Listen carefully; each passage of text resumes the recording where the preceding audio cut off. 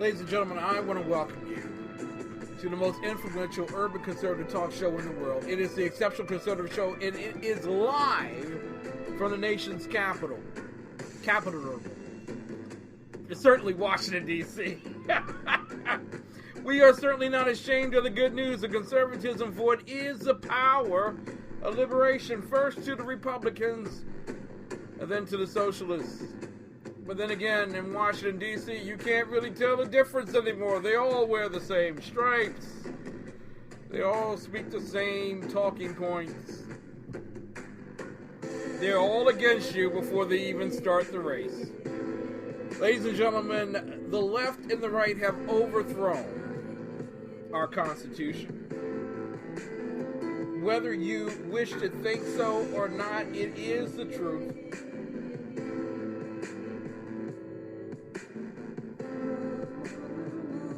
Apparently, I'm live on live stream now. I don't know how that's happening, but it's I'm live on Ustream. I'm also live in your home right now. Good to have Mary, my bouncer, in the chat roll. Love you, Mary. Mary is my bouncer. If you diss her, you diss me, you will be dismissed. Love you, Deborah Blair. Glad to have you in the chat roll. You come back even after last week, where I was offended. And I'm so glad that you're here. I'm trying to do something new tonight via live stream. I don't know if it's going to work or not. So if it doesn't, we'll figure something out. But ladies and gentlemen, I am very glad that you're here tonight. There's a lot for us to talk about. I want to talk about the trip and a wonderful restaurant that I attended. I've been live. Oh, thank you, Mary. Okay. So there's much I want to talk about. I want to do this very special thing. Rebooting Liberty. High Plains Talk. SHR Media, the Voice of Liberty, Blueberry, Stitcher. Love you all. Thank you for continuing to carry our program. We love kicking it with you. Ladies and gentlemen, you know how we start our programs here.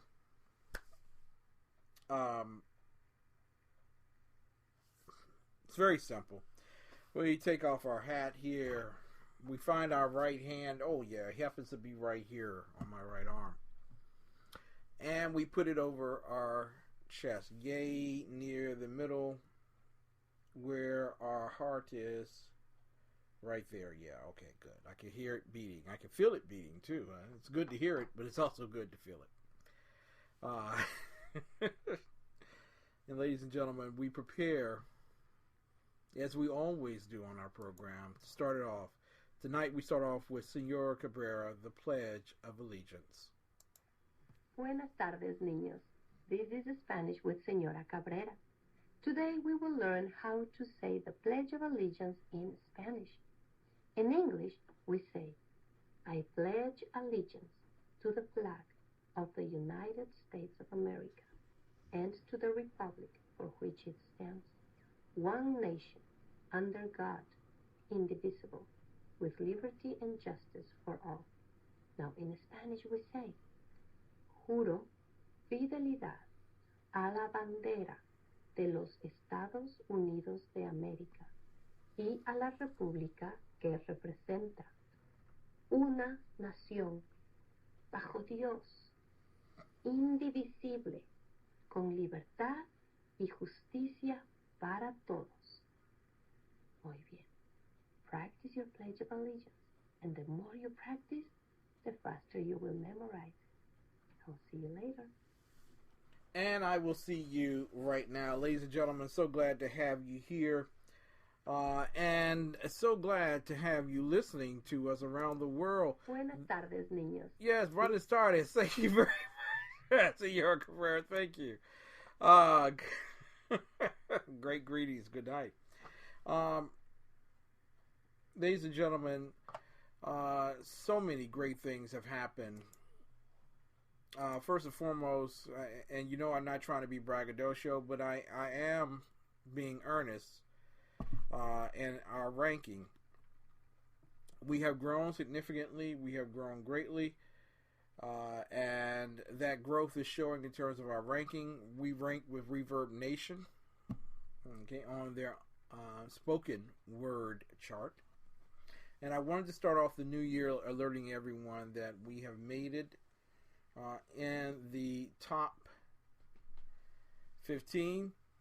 I think New Year's Day we were in the top 10 twice in various categories. We lost a little space here, a little ground, but that's okay. We will vault forward. But we were number one in Washington, D.C.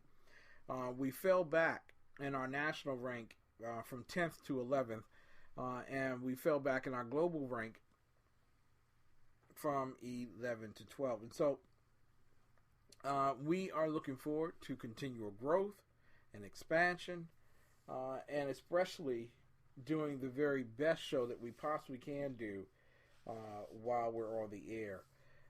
And you all have made that incredible. God has made it more incredible. And so I'm just enjoying it and hoping, okay, hoping that when we do this and we continue our growth rate, that other things will come from it. So I'm very thankful that, very thankful to the good people at Ustream for helping me out on Sunday, because apparently I had accidentally deleted the video to an American Conservative's Exploration of the Inspired Word of God, where we were talking about money, prosperity, wealth, and money. And you might say, well, how does that have any relationship with God? Well, I tell you, take an opportunity and go back and listen to that. For the next 4 weeks, we'll be talking about that in the scriptures in our Bible study at 7 a.m. on Sunday morning. So I was very pleased that the very good people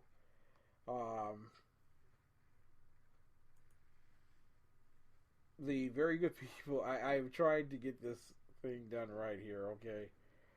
I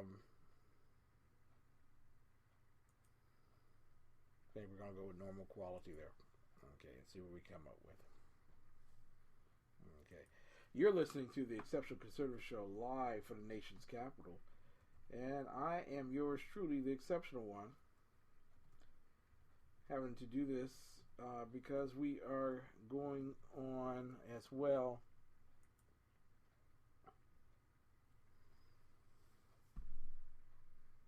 right now with live stream, or at least I thought I was. Okay, so it's, live stream is doing its own thing. We're going to figure that out as we go along. So the good people at Ustream, wonderful job. Thank you all so much for responding to my inquiry on a Sunday, no less.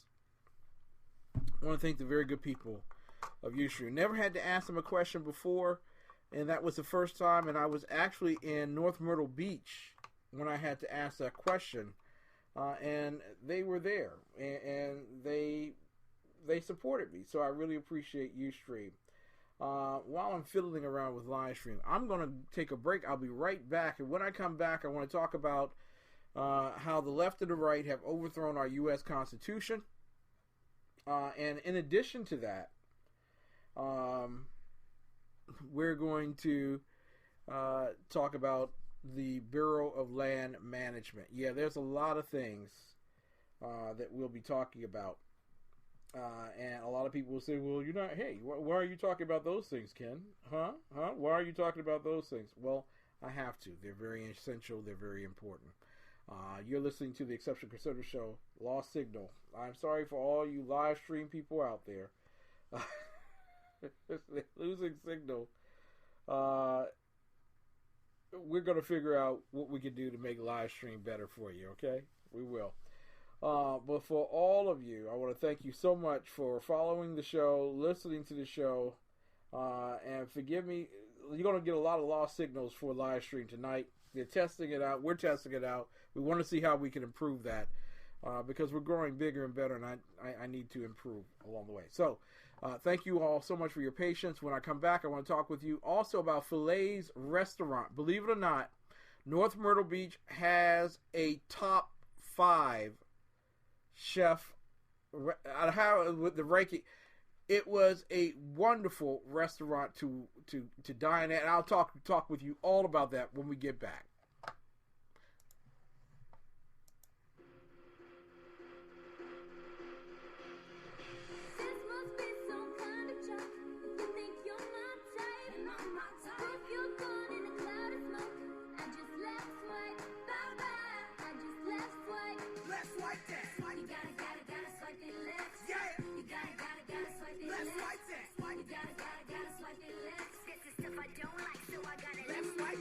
Look at you with your shirt off, flexing. You're buff, but you puff, hashtag perplexing. Yeah, you worked out, you're in shape, okay. I like the 6-pack abs, not the 6 packs a day. Came across a photo of this green-eyed hottie, whole nine, pretty face, tight waist, nice body. But I just couldn't overlook one small fact. She smokes like an old man at a racetrack. This must be some kind of joke. If you think you're my type, and I'm not type. If you're gone in a cloud of smoke, I just left swipe, bye-bye. I just left swipe. Left swipe that. You gotta swipe it left. Yeah. You gotta swipe it Left left. swipe that. You gotta swipe it left. This is stuff I don't like, so I gotta Left swipe that. Mr. World Traveler, your trips look expensive. Sitting on a mountaintop looking all pensive. I was about to ask, how's the air up there? But based on this pic, I guess you don't really care. Lots of chicks in the pic, not sure which one's you. Them cigarettes are taking y'all from 10s to 2s. And one thing's true about your whole crew, none of you cigarella's gonna be my boo. Smoking with a tiger? Left swipe that. While you're on a hang glider? Left swipe that. Smoking while acting healthy. Left swipe that. Smoking all stealthy? Left swipe that. Smoking with a duck face. Left swipe that. At a monster truck race? Left swipe that. Smoking at the prom. Left swipe that. Even in a photo bomb? He don't care. Left swipe that. You gotta swipe it left. Yeah. You gotta swipe it Left left. swipe that. You gotta swipe it left. This is stuff I don't like, so I gotta Left swipe that. You gotta swipe it left. Yeah. Hashtag. I'll never remember you. Hi, my name is Christopher Arnold. I'm the executive chef of Infused Restaurant, and today I'm gonna walk you through some of the meals that we prepare here.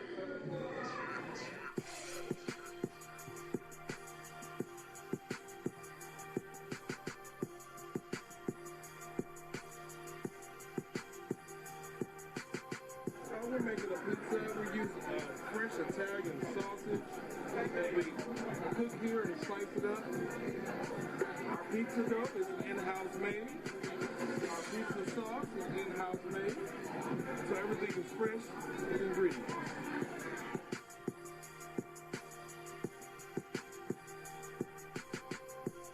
This is our Thai curry chicken. The sauce is made with coconut milk and the Thai red curry.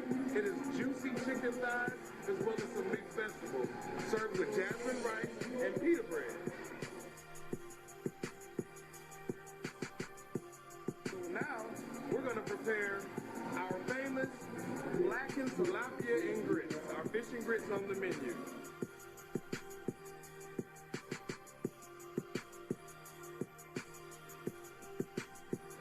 Once the fish is ready, then our meal will be complete.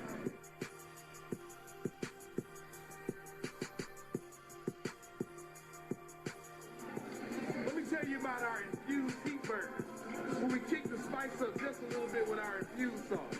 We start off with 80-20 USDA ground chuck ham patty burgers, nice half a pound of burgers, and we're going to grill it to perfection. After I flip the burger, we add the sauce and let it cook on into the meat just a little bit.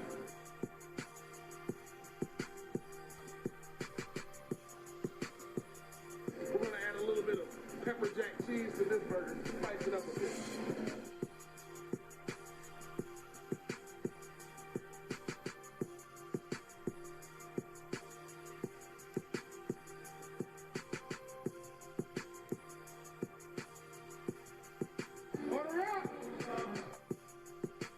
ladies and gentlemen, some of the best food in Washington, D.C., period. 6339 Allentown Road, Temple Hills, Maryland, 20748. 301-449-9000. That's 301-449-9000. InfuseInfuse.com. So glad to have you all with me tonight.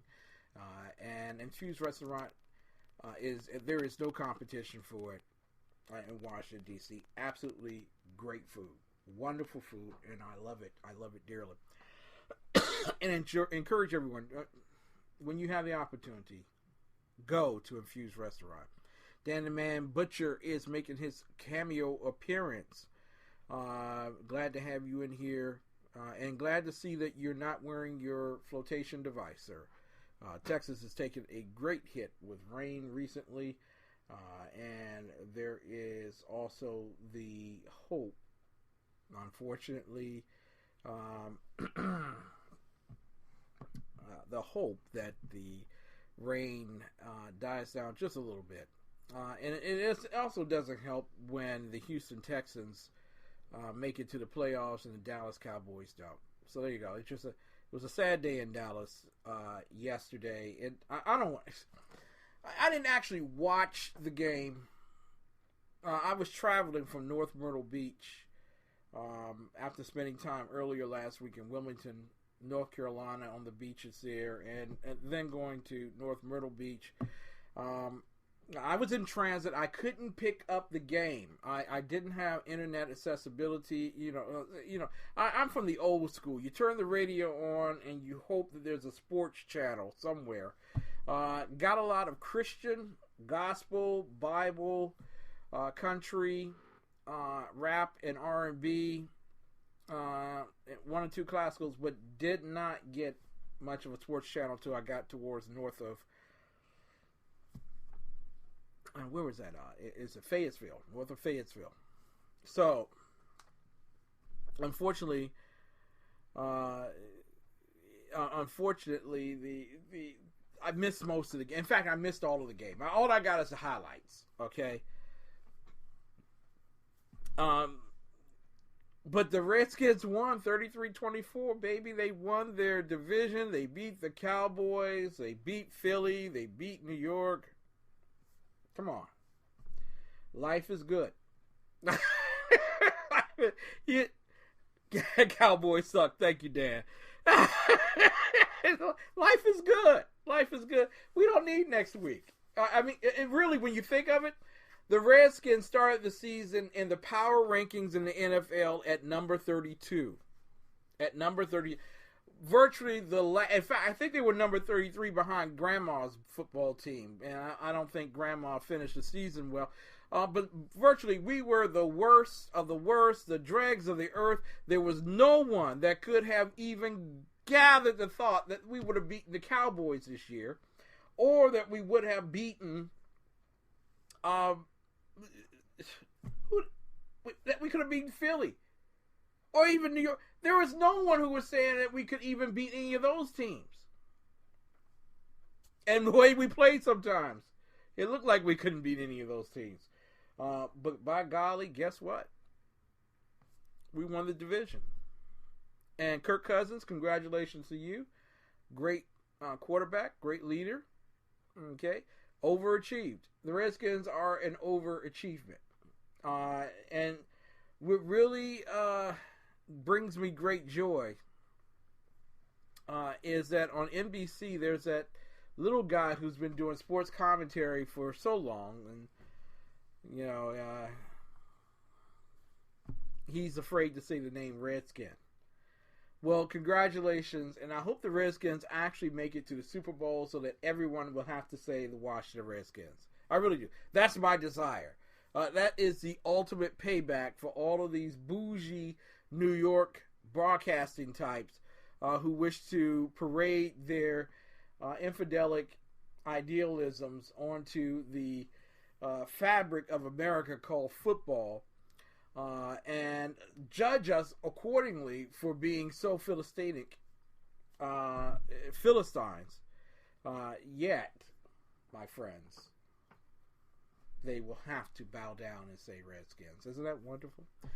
Dan says the NFC East is the worst division in the NFL. That's correct, but we are the best of the worst. If think of it as Obama whenever he has a cabinet meeting.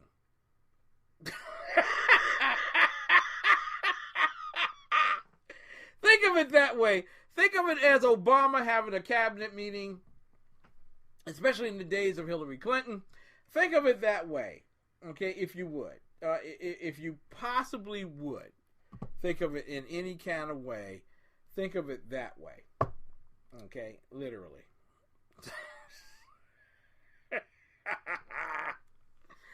Oh, Panthers and Broncos in the Super Bowl. I don't see the Broncos making it. I really don't. I would like to see Cincinnati, put into overdrive, but I don't know. Can I be honest with you all? I don't think the Panthers will make it to the Super Bowl. Ooh. Wow. I just don't. And it's just something about it. I just don't see the Panthers making it to the Super Bowl. And I know that a lot of people will now chime in and say that I am the worst prognosticator in football, especially after my fantasy football season. Reactionaries and Holder, forgive me, and also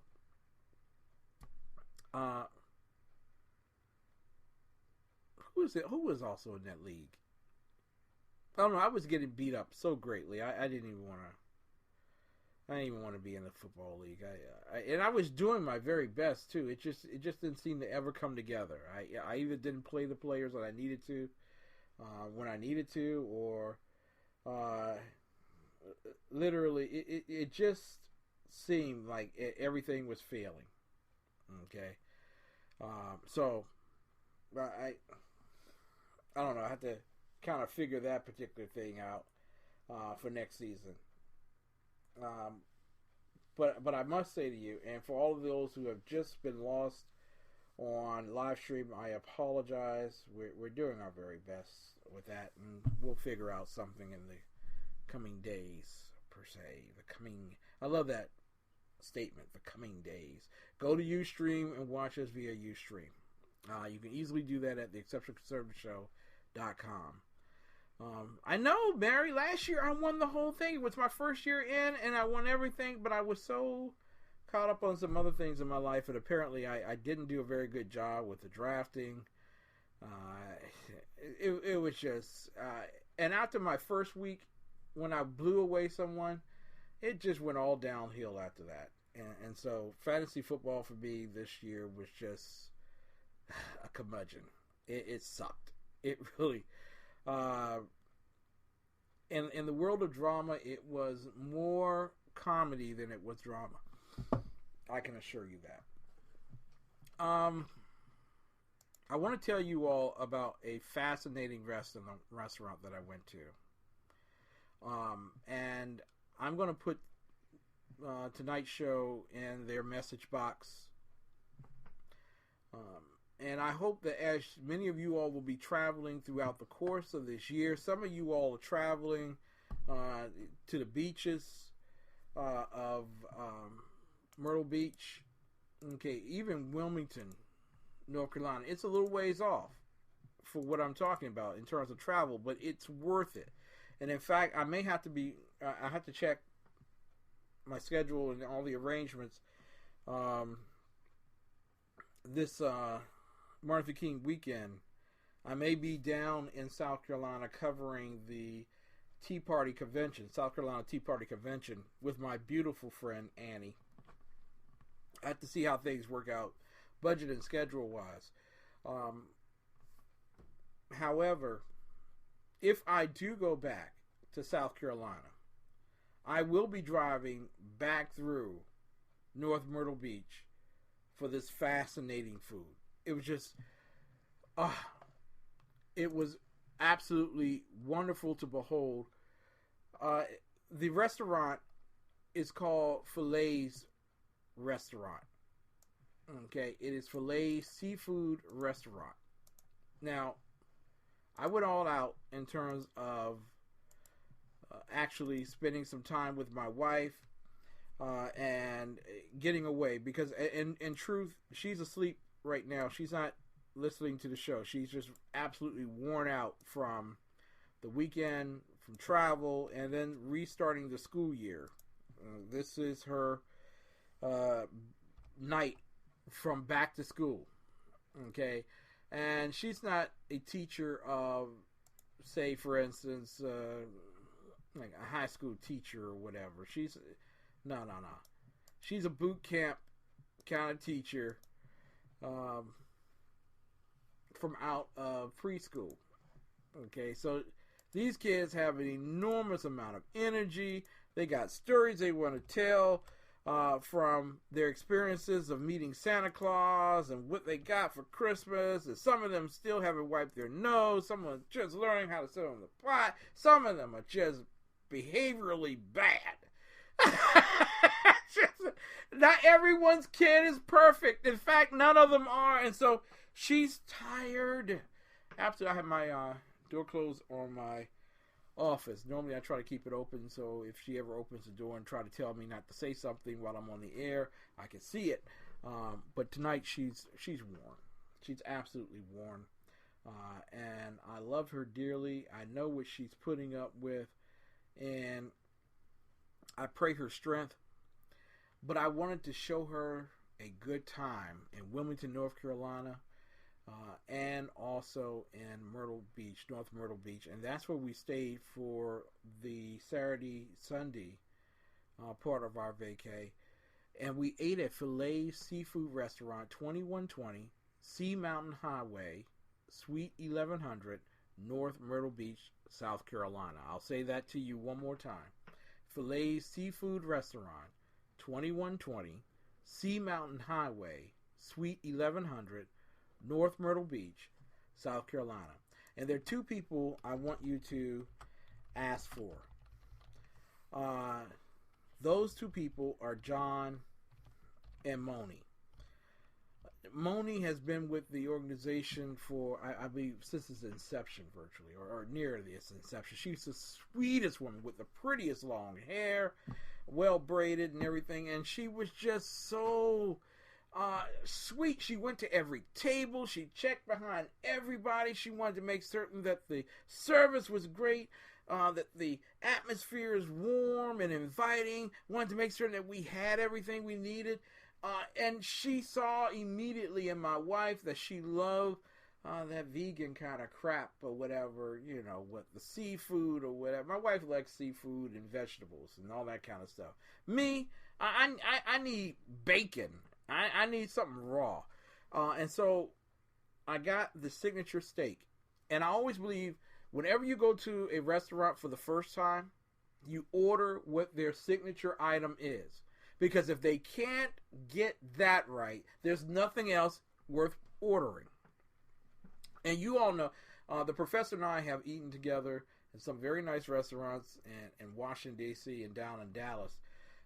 And so we have a penchant for eating well. Let me just say that. So the signature steak was brought out. And so I was like, I'm not thinking this is going to be all that great. You know, if it was going to be a great 5-star restaurant, why isn't it in Myrtle Beach instead of North Myrtle? You know, I'm thinking all those kind of things. That's what I'm thinking. So I placed my fork into the steak, and it went straight through. There's no wrestling match. There's no fight. There's no and I took the professor. No, the professor went to the Chop House, which was one of the best restaurants that you could eat in Washington D.C. Chop House, right here on 7th Street Northwest. Definitely, when you have an opportunity to come to D.C., eat there. But the steak was picture perfect. I don't know if Dan's still there and understands what I'm talking about. It's kind of like when a woman for her first date wants to make you meatloaf and you cringe because you know it's not going to be very good. Because she's experimenting on you. But you got to smile through it. No smile through it. Absolutely gorgeous steak. Medium well, perfectly.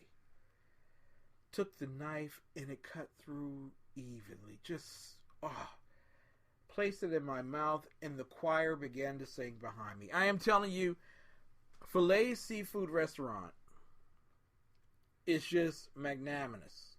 It's right on the river. And the night you could see the lights, you could see the river going. It was beautiful, absolutely gorgeous. It was the perfect scenario to take your woman to relax her, to enjoy, and to have a splendid time. And John, if you meet him at the front, John is wonderful. That's a man's man right there. That's 100% man. His comedy is excellent and wonderful. He's a great greeter. And we sat there, and my wife knows that I am a persnickety kind of person. I like things to be in order and decency, and that's why I'm a little bit perturbed tonight about live stream, but we're going to get that together. But it was as if I was watching Henry Ford's Processing. Everyone was in perfect place. No one out of place. There's no arguing. There's no, you get that tape. It was a family atmosphere. If you were missing something, they knew it and they brought it to you. Thank you, Dad. Welcome to the Food Hour with your host, Kim McClinton. Most certainly. I love food. Don't I look like I love food? Yes, I love food. Good food. And you all know I have to go to a break now. But, please, Filet Seafood Restaurant, 2120 Sea Mountain Highway, Suite 1100, North Myrtle Beach, South Carolina. The best steak outside of Washington, D.C. that I've ever had. It really is. And without a shadow of a doubt, I've eaten in some of the best steakhouses in Washington, D.C. and in other places. And I just want to say, John and Moni and all of you at Filet Seafood Restaurant, your place is certainly 5-star. I'm a good person. I never bothered anybody. But I can't afford a nice house in a safe neighborhood. I live in a government high-rise. Gangbangers and drug dealers walk down our halls every day. My neighbors and I were scared. We called the police, but they can't keep us safe. Some of us are too afraid to even leave our apartments. But the housing authority told me if I bought a gun to protect myself, they throw me to the streets. If I'm not free because of my address today, what makes you think you'll be free tomorrow? I marched behind Martin Luther King at Selma. I know my rights. Now I have my gun. I am the National Rifle Association of America, and I'm freedom's safest place.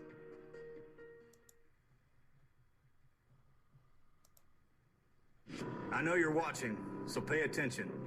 You hate my freedom, my religion, and my country. You hate me for speaking my mind. You try to control me with violence and intimidation. You think you can muzzle me with fear? Don't ever confuse me for my politicians or my media. I am an American, free-born and free-bred, and I will call you out for who you are. An Islamic extremist who would kill me for my beliefs. You don't intimidate me. My freedom is more powerful than anything you can possibly do, and I will never, never surrender my rights to your terror. I will say what I think, worship according to my beliefs, and raise my children how I see fit, and I defend it all with the Second Amendment to the Constitution of the United States. I cower to no one, because I am the National Rifle Association of America, and I am freedom's safest place.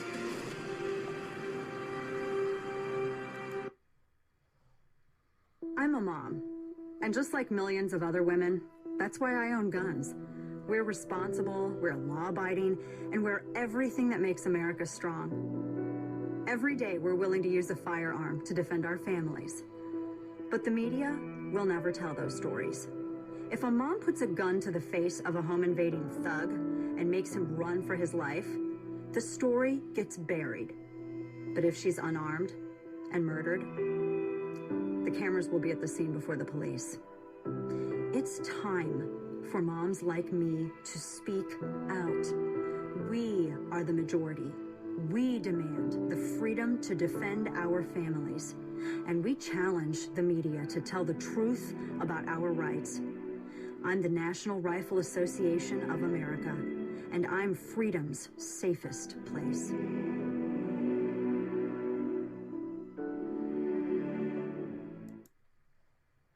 You critics don't define our honor. You try to shame us for doing our job. You teach children to fear us, crowds to attack us, and good people to doubt us. But we will never back down from our sworn duty to uphold the Constitution of the United States of America. We wake up every day, put on our badge, strap a gun to our hips, kiss our families goodbye, and put our lives between the law-abiding and any criminal who threatens their rights.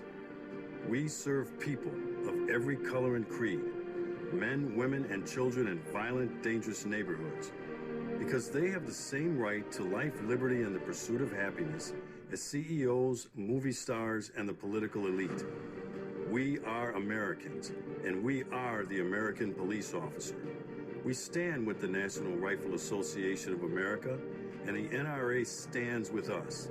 Together, we're freedom's safest place.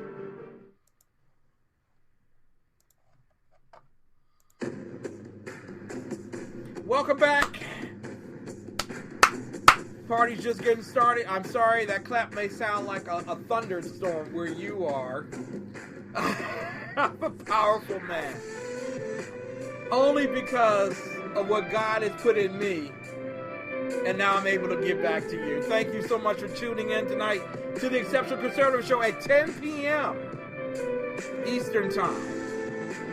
My very good friend Lonnie Poindexter, Lion Chaser radio show, and one of the premier hosts of Urban Family Talk, an ambassador for Christ to the third world and the Caribbean, and just a wonderful human being. He'll be with us at 10 p.m. We'll be talking about Jaden Smith.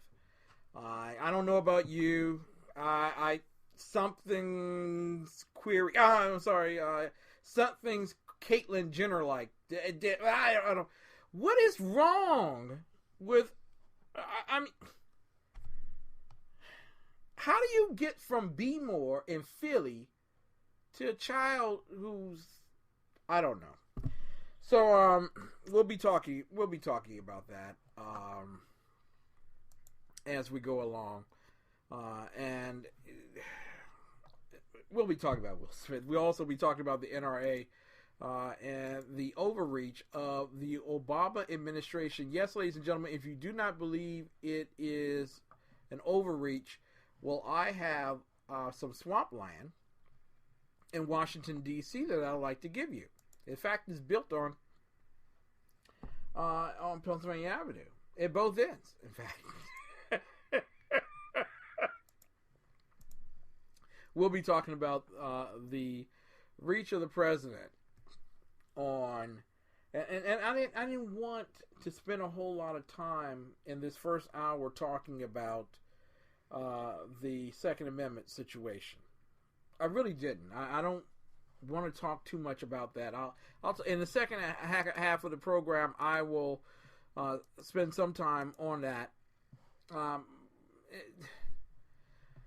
Literally, the grasp of this president in terms of what he is far exceeding the perception as well as the truth. Now it's something it's something to go beyond perception.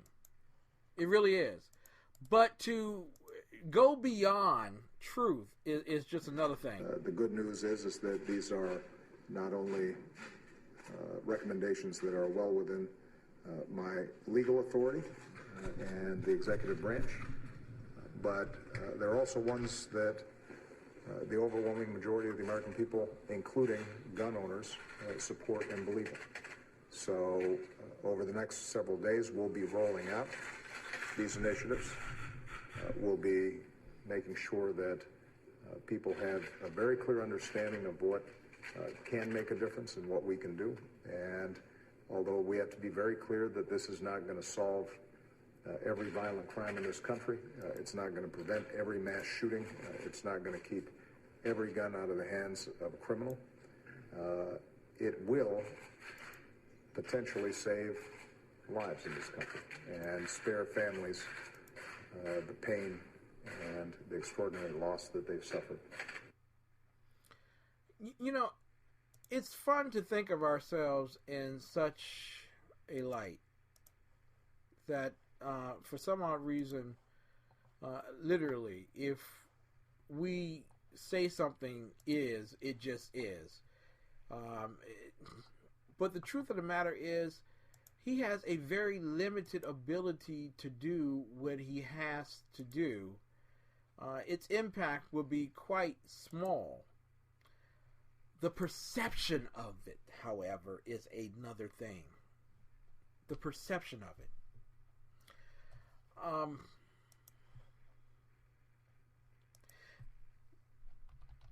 And it goes along this particular way. And I'll be very frank with you.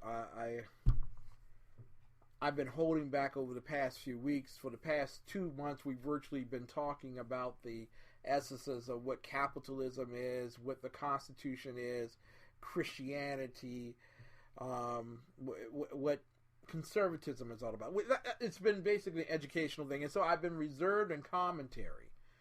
But I'm not going to be reserved tonight because I believe it's poignant for urban communities to begin rising up, especially against leftists who have left their families, their children,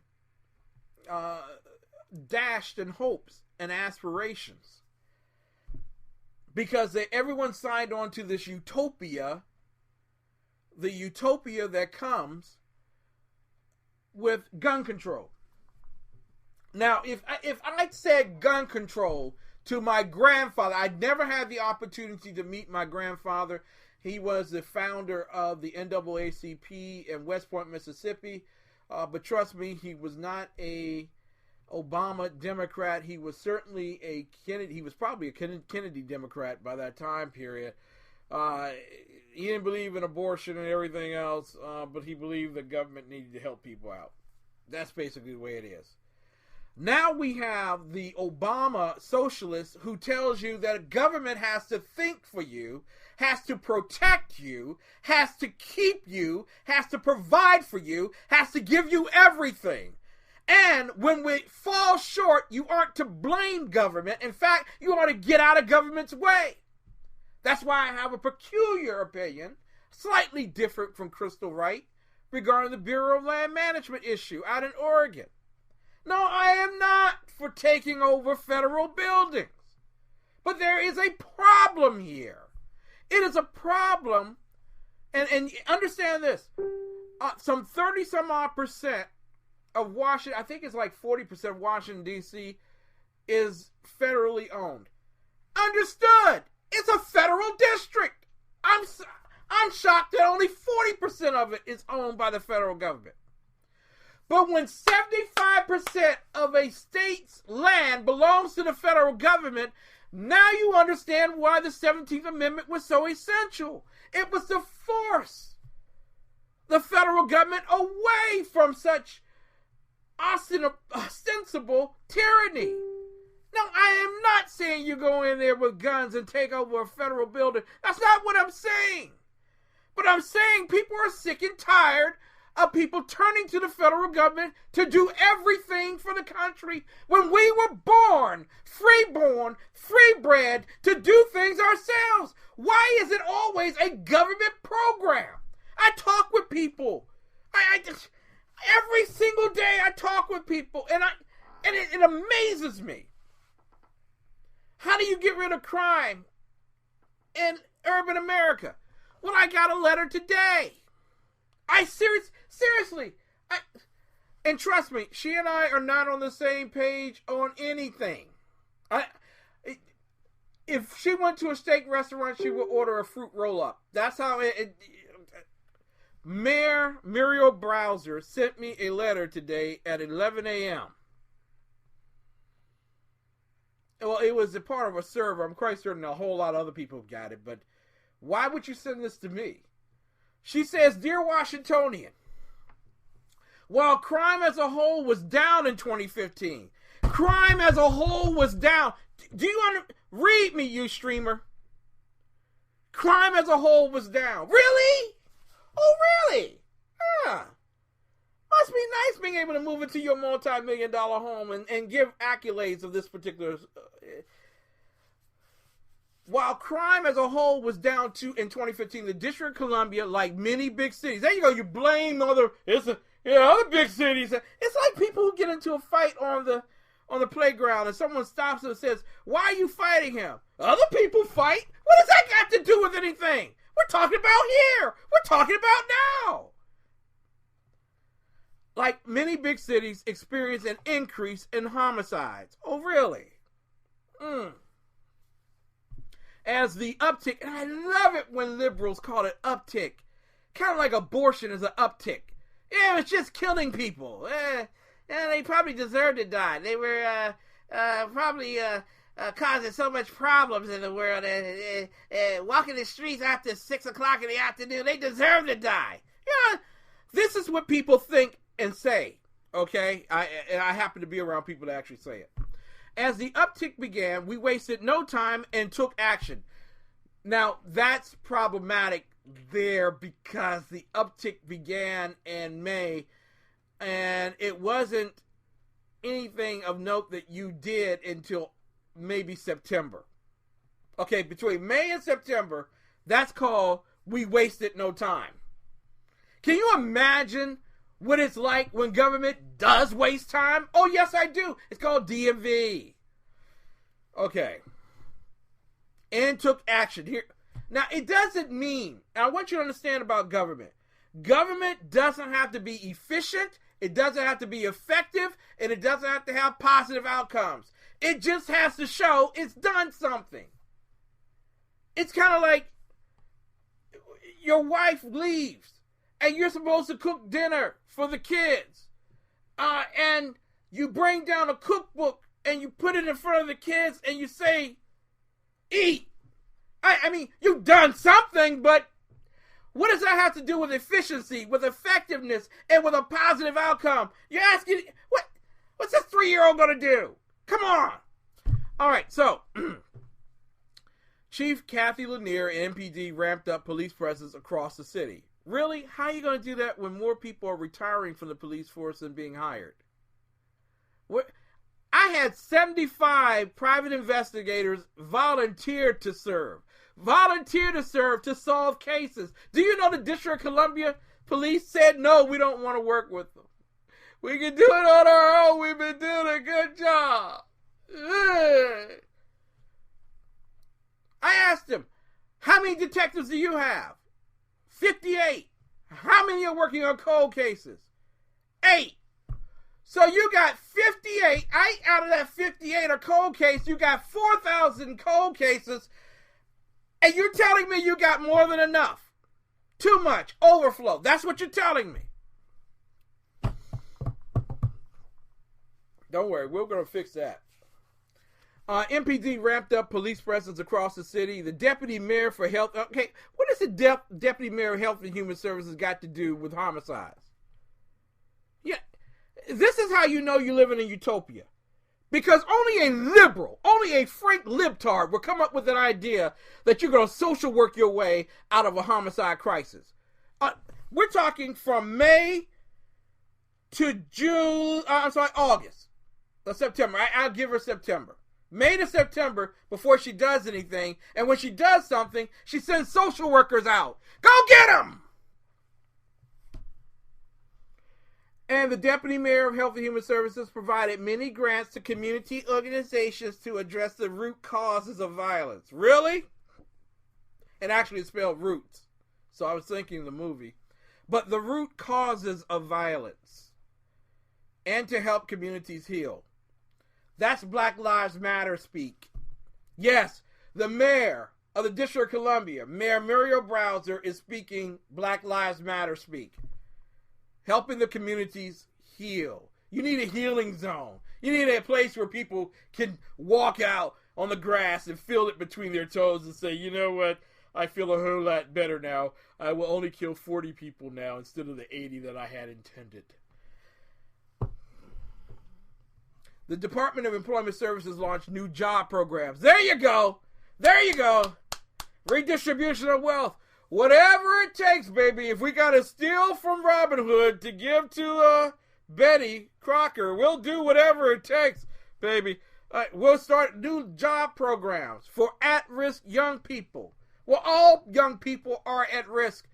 Poor, rich, and otherwise. Why are you... Do you know this city spends over $30 million a year on at-risk youth programs? And still 50% of young people east of the river are unemployed. Go figure. Go figure. But I bet you that doesn't stop the payments to BMW or Mercedes. I go on. I digress. And provided them with a productive outlet to get trained and gain employment. Really? Really? How's that employment number looking for them? Not good. Maybe not everybody wants to pick up solar panels and put them on the roof. How's that working? And way back in August, 131 days ago to be exact. Now they get exact with numbers. Okay? I want to let you know a number at 131 days. I believe we were probably at murder number 111 on September the 16th when they had the public hearing. I believe it was September the 18th, forgive me. They had the public hearing. Between 111, at the end of the year, there were 162 murders. So over that 131-day period, they really cut down. We only had 50 some odd murders. Yeah. Now, she proposed a stronger, safer DC, a comprehensive public safety plan to combat violent crimes. And then she says, unfortunately, the council has failed to act on this vital legislation. Enough is enough, she says. We need action now. I thought you already acted. You pushed out $23 million to the social workers. That must have cut some crime. No, it increased crime. Today, I'm crisscrossing the district to meet with residents, businesses, and community leaders to highlight how the proposed legislation will make our neighborhoods safer and stronger. I visited the district's crime lab, a crime lab that cost $200 million to build and didn't open for over a year because it didn't work. To talk about the legislation enabled us to hire more experts to identify violent crimes and bring them to justice. Really, Skippy? Really? Okay. I will have lunch at Mama's Kitchen, a Ward 8 small business that was robbed 5 times in 2015. See, it was Mama's Kitchen that was the problem with the statistics because we know the crime is down as a whole. See, if it wasn't for Mama's Kitchen, we wouldn't have had the crime, so we need to get rid of Mama's Kitchen, right?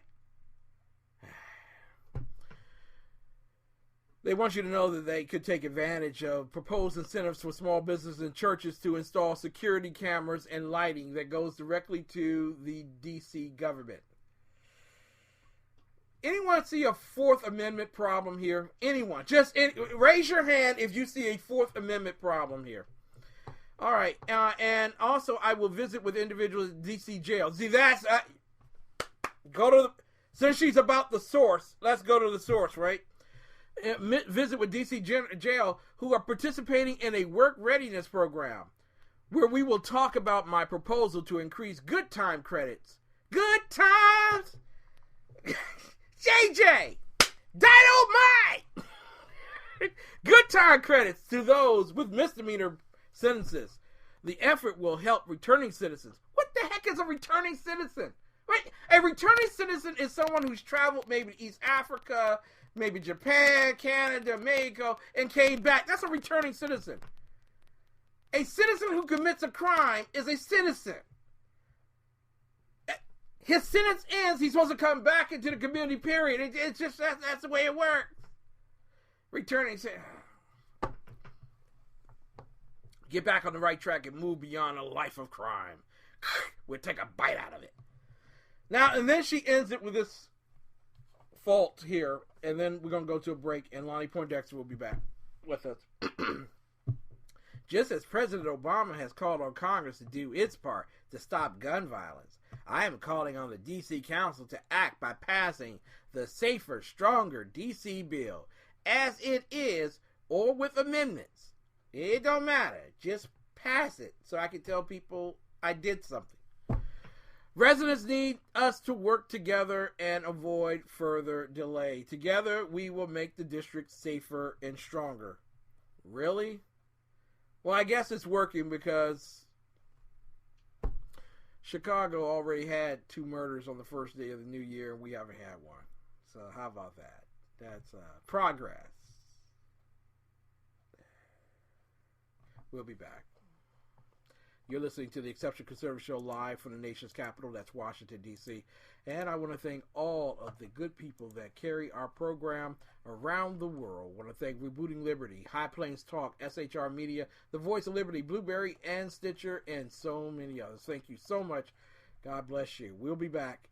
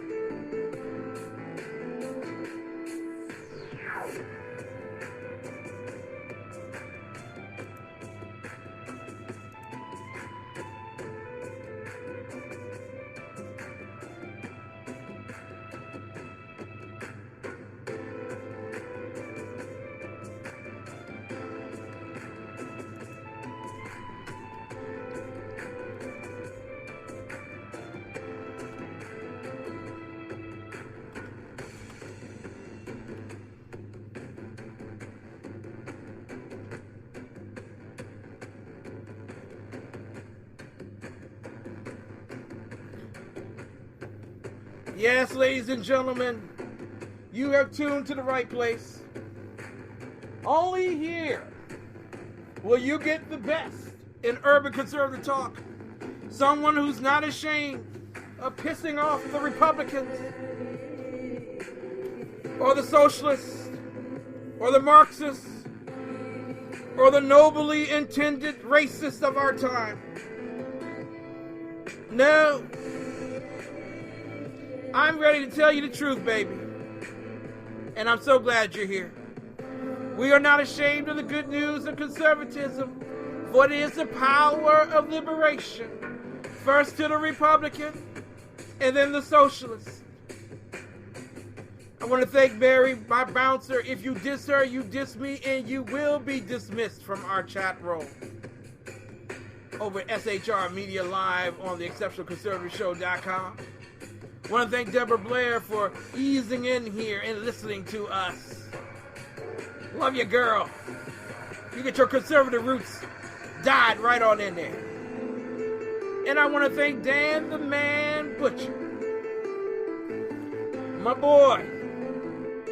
High Plains Talk. We love what you do. Keep it up. You know how we started off. Lonnie Poindexter will be up in just a moment.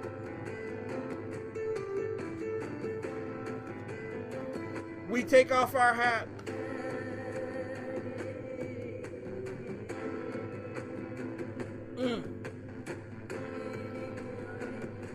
That's what I'm talking about, baby. That's it.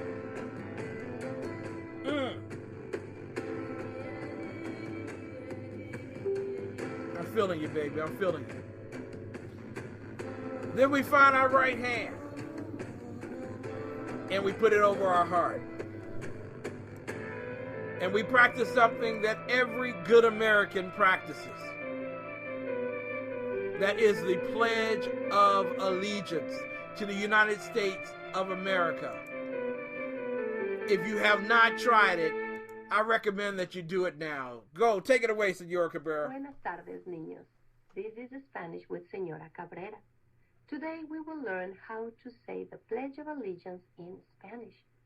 In English, we say, I pledge allegiance to the flag of the United States of America and to the republic for which it stands, one nation, under God, indivisible, with liberty and justice for all. Now, in Spanish we say, juro fidelidad a la bandera de los Estados Unidos de América y a la república que representa una nación bajo Dios, indivisible, con libertad y justicia para todos. Muy bien. Practice your Pledge of Allegiance, and the more you practice, the faster you will memorize it. I'll see you later. And I will see you now. Thank you, Señor Cabrera. It is a great pleasure to have such dedication to the cause of patriotism and righteousness. I am sorry that we're having problems tonight on live stream. I will be working those particular things out. I really want to get it right. As we are going around nationally and internationally now, and it's just a great demand, and I'm willing to live up to it. And want to thank, most importantly, Mary, my bouncer, for sitting in the chat room tonight and handling everything that's going on. Mrs. Biggs, she's asleep. She's asleep. Shh. She's wasted. It must have been hellacious to have, firstly, coming back from such a long journey that we traveled through over the past few days. And we did our very best to rest, to relax. But I did my shows, and so that takes up a great deal of time. And she was more than gracious in terms of letting me do it. And you all tuned in during that time period. Unlike some other great guests and great hosts, I didn't take time off from my busy life to actually profoundly study and relax. No. I kept doing live shows. So I'm not going to talk about people. I'm not that kind of person.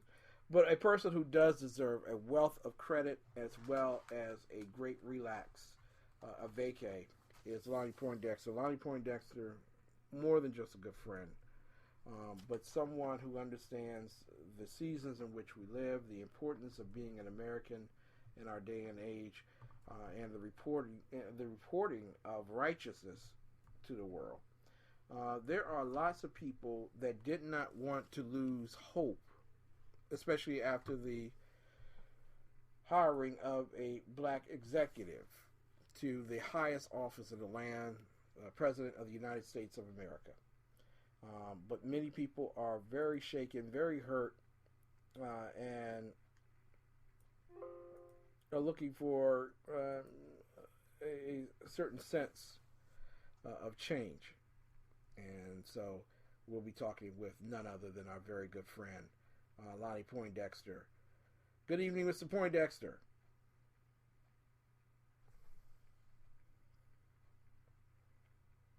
Okay. And going to have that problem now.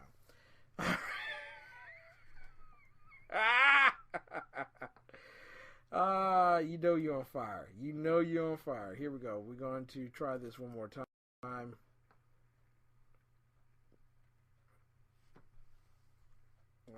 First, a failure with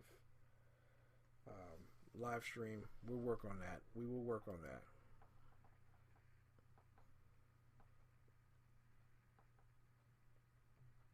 But there's been so much, and thank you. And I really wanted to talk tonight about the true war. And I want to thank the good people of Saudi Arabia, firstly crashing into the towers.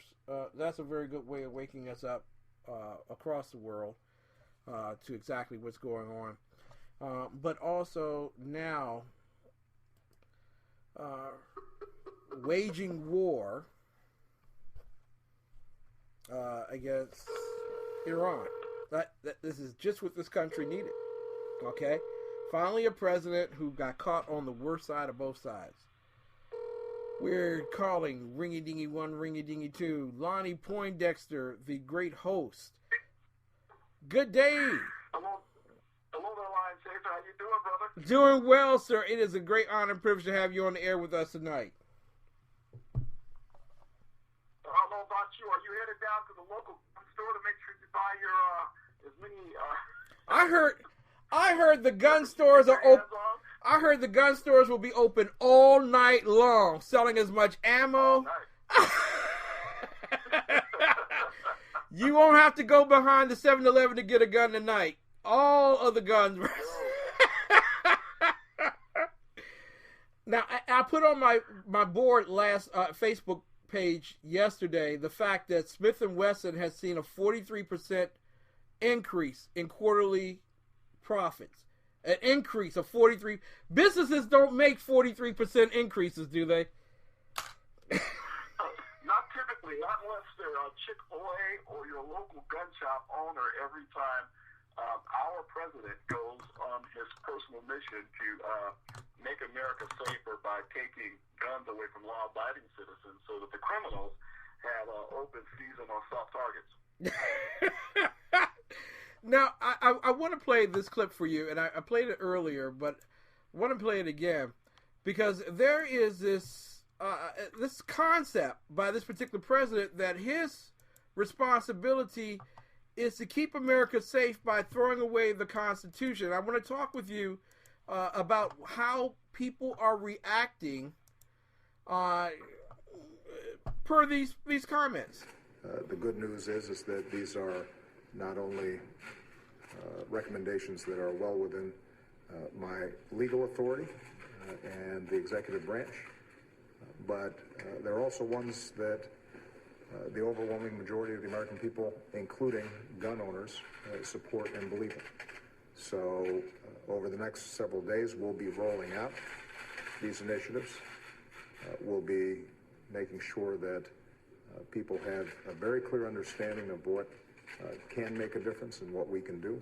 And although we have to be very clear that this is not going to solve every violent crime in this country, it's not going to prevent every mass shooting, it's not going to keep every gun out of the hands of a criminal, it will potentially save lives in this country and spare families the pain and the extraordinary loss that they've suffered.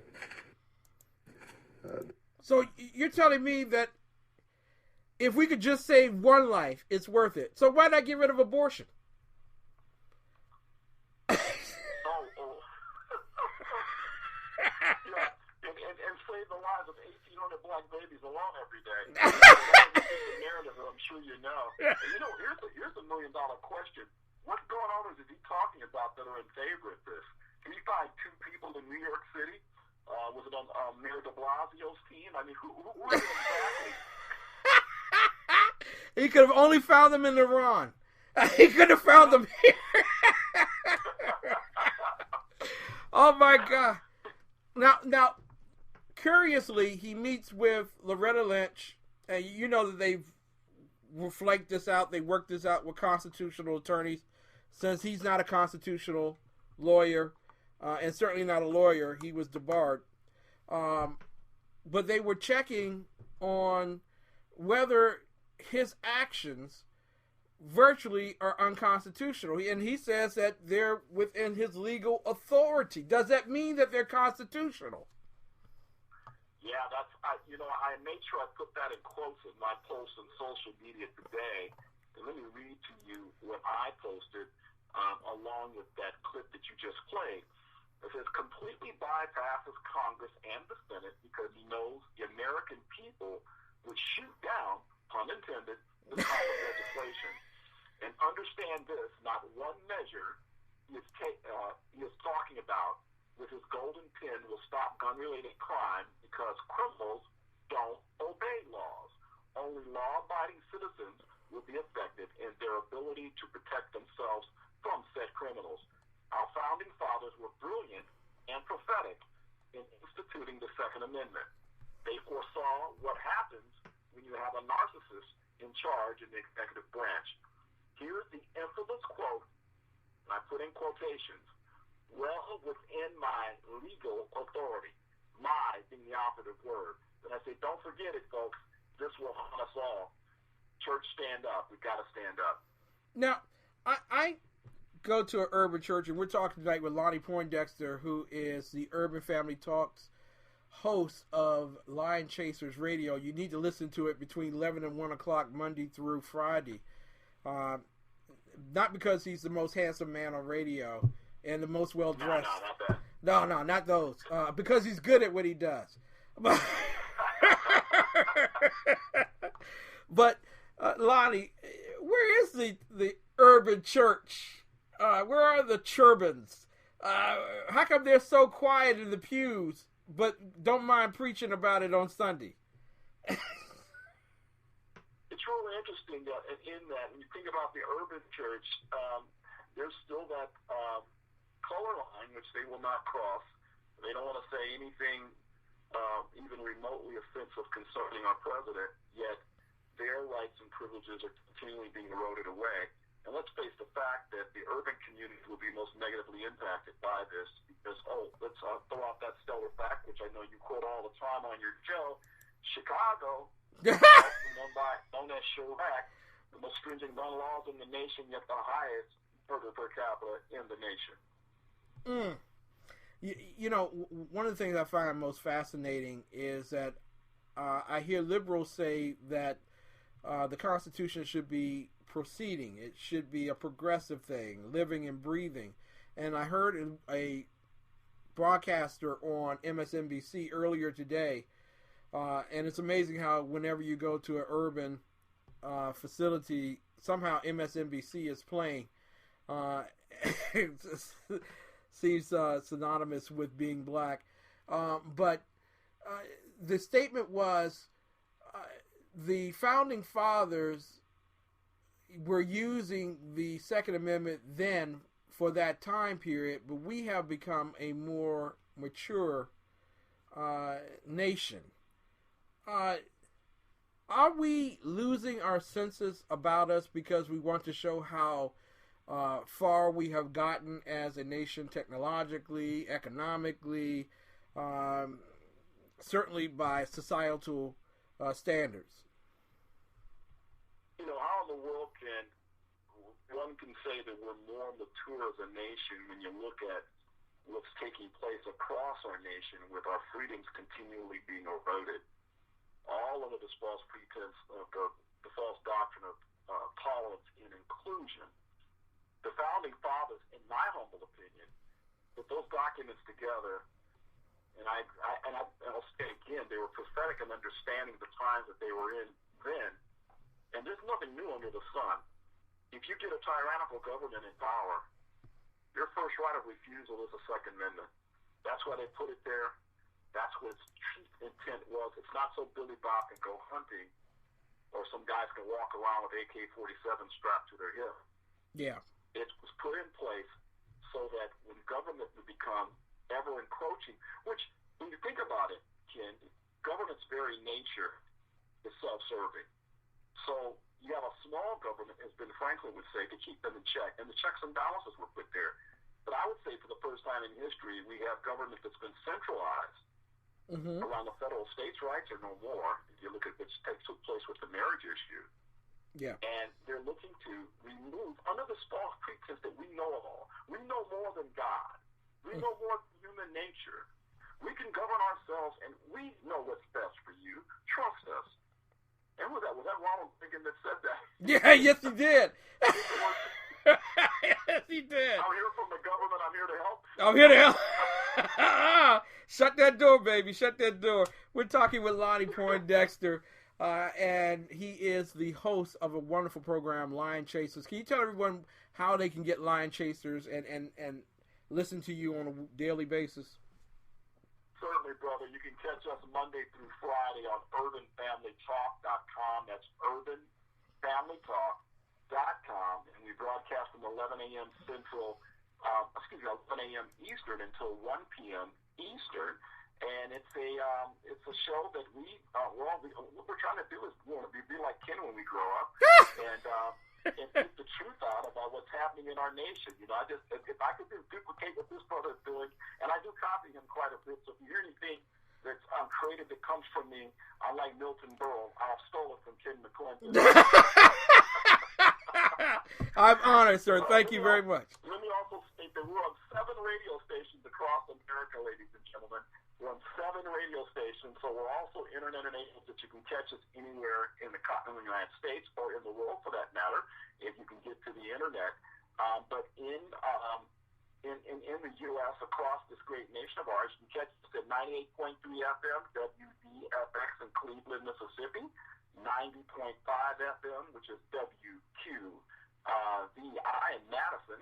You can catch us at 91.7 FM, WAJS in Tupelo, 91.5 FM, WJGS in Norwood, Georgia, 104.1 FM, which is WNKL in Rossford, Toledo, Ohio, and Rossford, Ohio, and also 1520 AM on WNWT in Rossford, and then finally at 88.3 FM, which is KARJ out of Boise, Idaho. Awesome. I am so proud of you, sir. So very proud of you.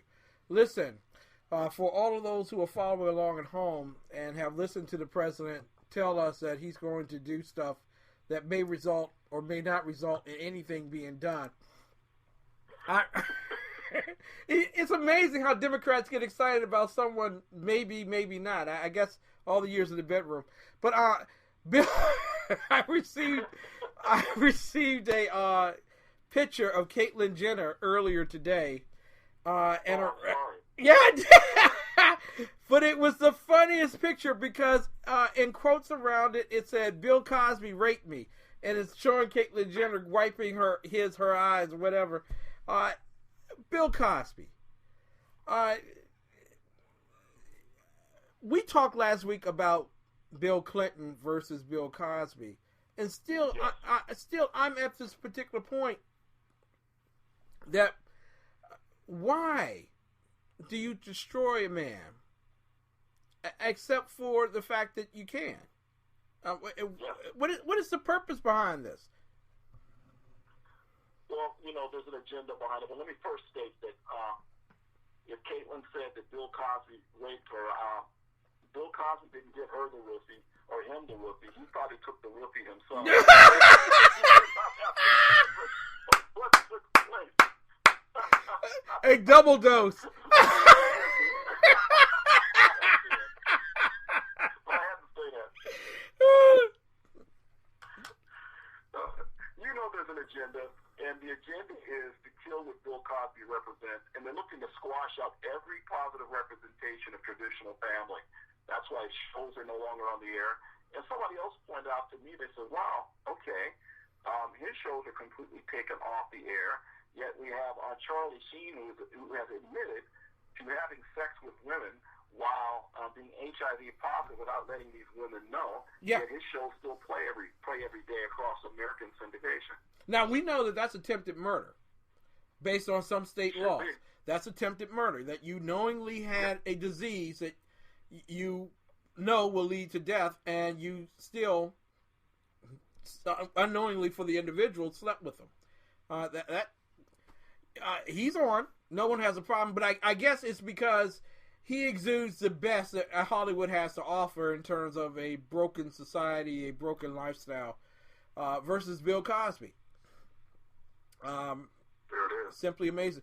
But along the Hollywood course of discussion, and I know that you spoke endlessly about this today with the number of turbans that called into your particular program, Will Smith, who famously donated money to the Nation of Islam for its march on Washington, where 30 or 40 people actually showed up for the Million Man March. He apparently has a son who is breaking barriers, I suppose, if we could do that, obstruction. Can you tell us about Jaden Smith? Well, Jaden Smith is a 17-year-old cross-dresser, but he's being touted in fashion magazines as being groundbreaking and adventurous. And I talked about on my show is a parent held responsible for an underage youth who is acting in questionable behavior that is going to certainly affect him negatively down the road as he experiments based on how he feels that day. Sometimes he feels like dressing like a girl, sometimes he doesn't. And is this where we are? See, this all speaks to the tearing down of traditional norms, the redefinition of what true masculinity is. And so, unfortunately, Will Smith and his wife, Jada, are a typical Hollywood couple. And what I said on my show is that, you know, their children are going to pay a dear price for the experimentation that they're allowing those children to partake in under the auspices of being open and tolerant. You know, God established certain absolutes and norms for a reason. True freedom, my brother, is when you know where the boundaries are. It sounds like a contradiction of terms, but it's not. When you know where the boundaries are, you know within those boundaries you have perfect freedom to do whatever. Mm-hmm. But outside of those boundaries that God defined, King, you didn't define them, I didn't define them, God defined them. And so when you start playing outside those boundaries, you inherit the win. I think that young man's going to pay a price, and the family his parents are going to pay a price. And you're beginning to see that kind of thing take place when you look at Miley Cyrus. Yeah. Who is she today? Oh, yeah. My God. You know, and her father is in anguish about what his daughter has become. Yes, I wanted to mention that to you because he being a country superstar, singer himself, being an actor himself, he knew what he was getting into and what she was getting into, and he didn't protect her. Sure did. Is that one of the requirements that God has for a father? You may not always agree with him, but his job is to, in the highest level, protect you from your own evil. Preach, brother. First and foremost, his job as the high priest of the family is to protect. It's the reason why we have the bigger shoulders than women. It's the reason why we typically have more muscle mass than women, I guess with the possible exception of Serena Williams. She's all woman, man. She has more muscle than I have, but man, it looks good on her. Yes, it does. And I can only say that because she's sleeping. So this will not be played back. No, it will not be played back. You know, brother, you see what's taking place. And yes, Billy Ray Cyrus is paying a price now because of what he didn't do during her formative years, which is to protect her from Hollywood. And let me just go on and say, ladies and gentlemen, part and parcel to Miley Cyrus's issues is her father did not protect her as she went up through the ranks through Disney. See, that what you see is Mickey Mouse, the house that Mouse built, and that which we know as children. I went to Disneyland at least several times a year because I grew up in Southern California. Is not the Disneyland of that era. Yeah. Disneyland today, and let me just connect the dots for you, and I know Ken has done this already, but let me just repeat this. Disney owns ABC. Yep. Disney owns ESPN. Disney is the reason why you had Bruce Jenner getting the award that he got for Courage Award, the Arthur Ashe Award, as a transvestite. Mm-hmm. Disney. So Miley Cyrus came up through Disney. Oh, guess who else came up through Disney? Christina Aguilera came up through Disney. Mm-hmm. Guess who else? who is the little lady that was with the Cosby Show all those years, Raven Simone. Raven Simone. Who, I don't know what's wrong with Raven. She's just out there.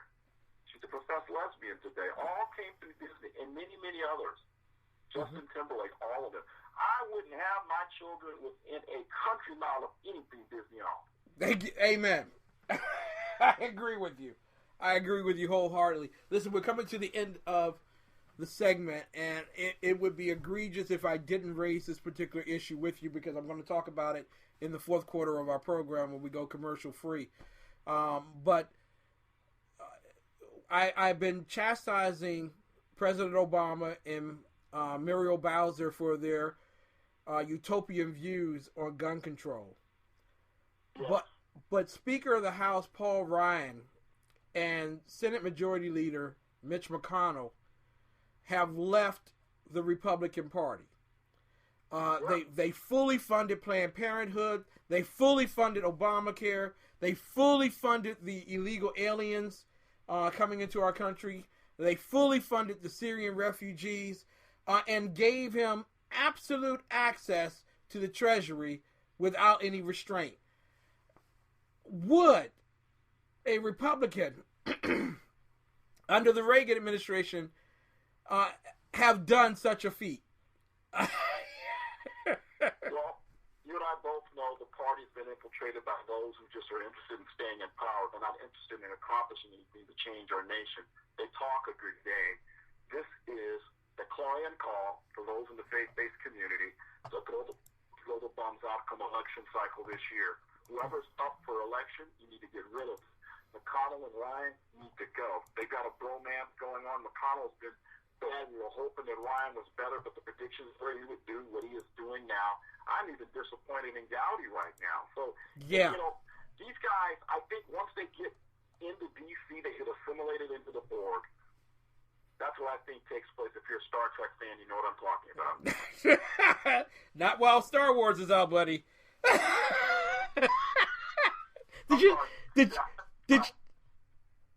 Did you see Star Wars yet? I haven't seen it yet. Oh man, okay. No, I haven't seen it yet either. I think it's one of those things that we have to go see. We're doing it for the kids. Ladies and gentlemen, you and I both. Exactly. Listen, ladies and gentlemen, none other than Lonnie Poindexter, Urban Family Talk host of the Lion Chaser radio show. You can listen to him at Urban Family Talk, or you can dial up Lion Chaser radio show. You can Google it, or where can they go, sir? They can go to urbanfamilytalk.com and catch our show. You can catch the archives as well and watch and listen to any previously recorded show as well. Let me mention in closing that we are building a pastors network, the Urban Family Pastors Network. If you're a pastor that wants to be about doing something in your community and connect with other like-minded individuals across the country, go to urbanfamilytalk.com and click where it says pastors. Take it 30 seconds to fill out the information to get you into our database, and we'll be connecting like-minded individuals across the nation with individuals like the exceptional one, Kenneth McClendon. Thank you, sir. Well, God bless you, sir. We look forward to listening to you tomorrow morning at 11 a.m. on Lion Chasers Radio. Thank you, sir. All right, brother. God bless. God bless. Ladies and gentlemen, this doesn't end our program, but it does end a section of our program where we do commercials. We will go commercial free when we get back. You're listening to the Exceptional Conservative Show live from the nation's capital. We certainly are not ashamed of the good news of conservatism, for it is the power of liberation. First to the Republican, and then the Democrat. This must be some kind of joke. If you think you're my type, and I'm my type. If you're gone in a cloud of smoke, I just left swipe. Bye-bye. I just left swipe.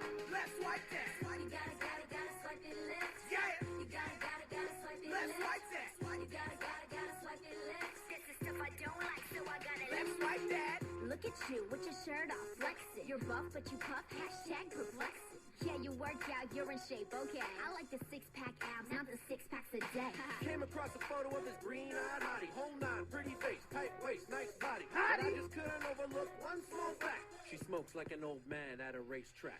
This must be some kind of joke. If you think you're my type, and I'm my type. If you're gone in a cloud of smoke, I just left swipe. swipe. Bye-bye, I just left swipe. Left swipe that. You gotta swipe it left. Yeah. You gotta swipe it Left left. swipe that. You gotta swipe it left. This is stuff I don't like, so I gotta Left swipe that. Mr. World Traveler, your trips look expensive. Sitting on a mountaintop looking all pensive. I was about to ask, how's the air up there? But based on this pic, I guess you don't really care. Lots of chicks in the pic, not sure which one's you. Them cigarettes are taking y'all from 10s to 2s. And one thing's true about your whole crew, none of you cigarella's gonna be my boo. Smoking with a tiger? Left swipe that. While you're on a hang glider? Left swipe that. Smoking while acting healthy. Left swipe that. Smoking all stealthy? Left swipe that. Smoking with a duck face. Left swipe that. At a monster truck race? Left swipe that. Smoking at the prom. Left swipe that. Even in a photo bomb? He don't care. Left swipe that. You gotta swipe it left. Yeah. You gotta swipe it Left left. swipe that. You gotta swipe it left. This is stuff I don't like, so I gotta Left swipe that. You gotta swipe it left. Yeah. Hashtag. I'll never remember you.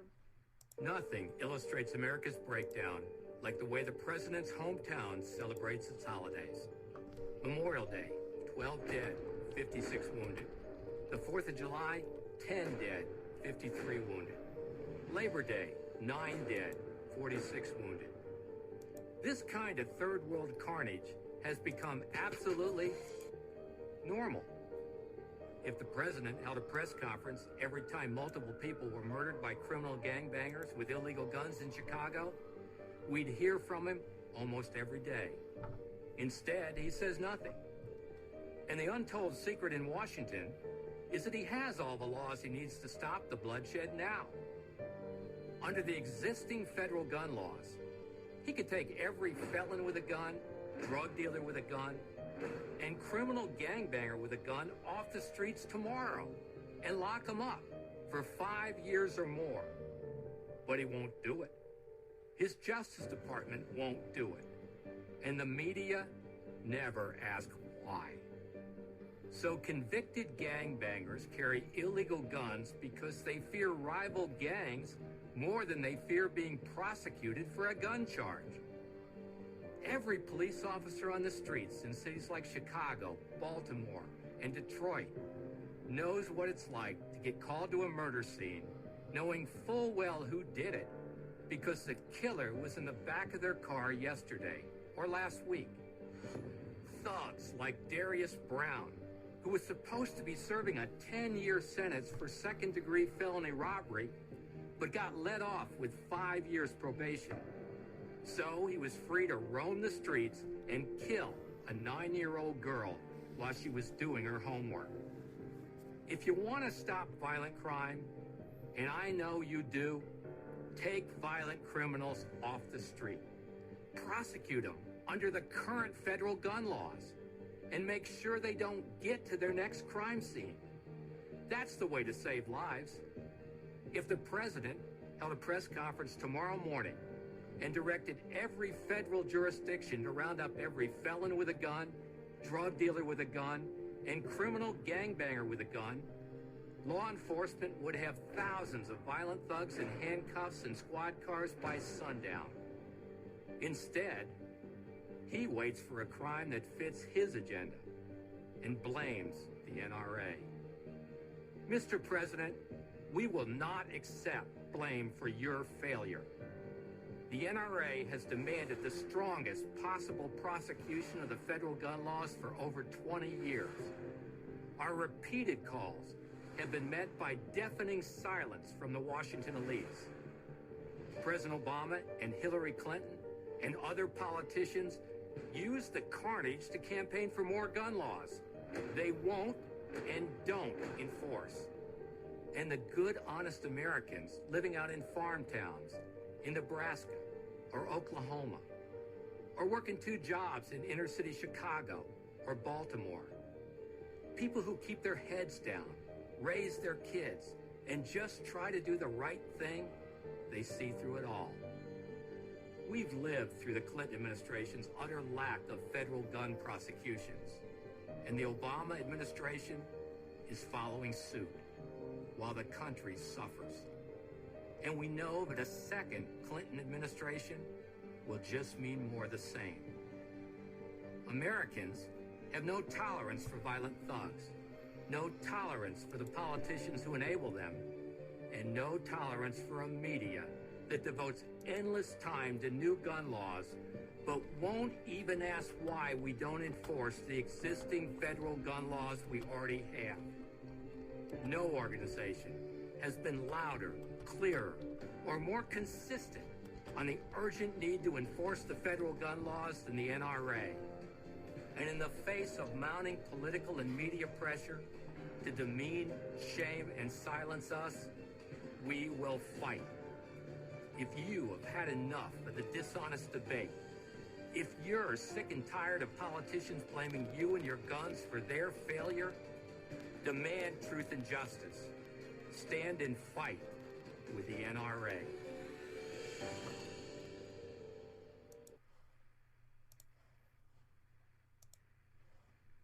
Hi, my name is Christopher Arnold. I'm the executive chef of Infused Restaurant, and today I'm going to walk you through some of the meals that we prepare here.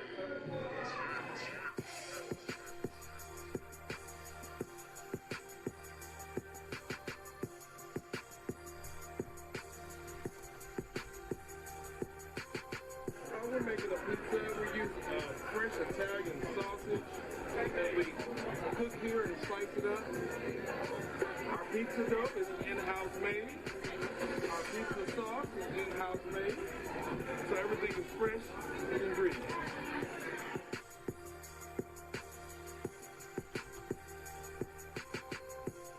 This is our Thai curry chicken. The sauce is made with coconut milk and the Thai red curry. It is juicy chicken thighs as well as some mixed vegetables, served with jasmine rice and pita bread.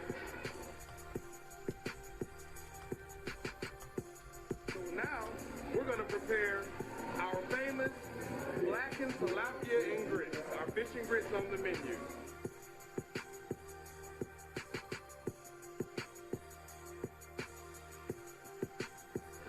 Once the fish is ready, then our meal will be complete.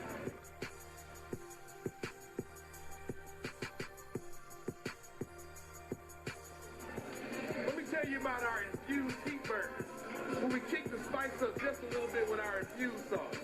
We start off with 80-20 USDA ground chuck ham patty burgers, nice half a pound of burgers, and we're going to grill it to perfection. After I flip the burger, we add the sauce and let it cook on into the meat just a little bit.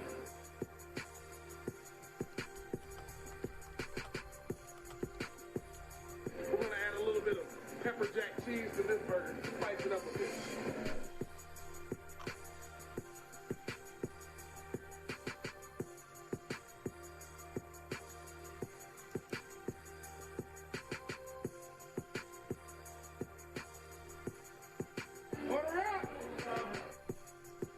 Ladies and gentlemen, infuse, indulge.